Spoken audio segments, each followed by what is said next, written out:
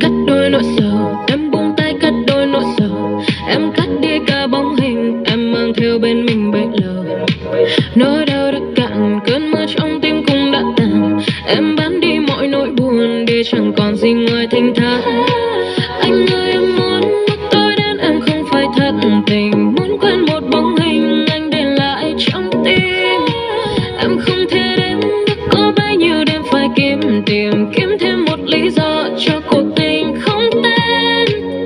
Em đã thức xuyên đêm, em đã cố gắng để quên anh, nhưng em biết trong con tim em không đầy. Màn đêm xuống muốn buông tay, dẫu rằng kín nỗi nhớ đông đầy. Em đang chết dần ngày từng ngày anh ơi.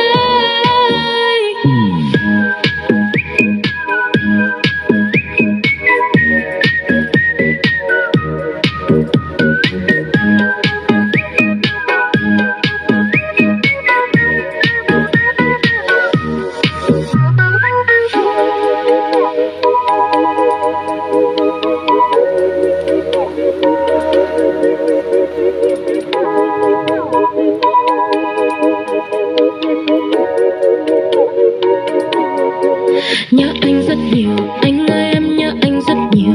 Em nhớ hơn cả nhớ nhà, nhưng anh đâu nhớ gì đến ta.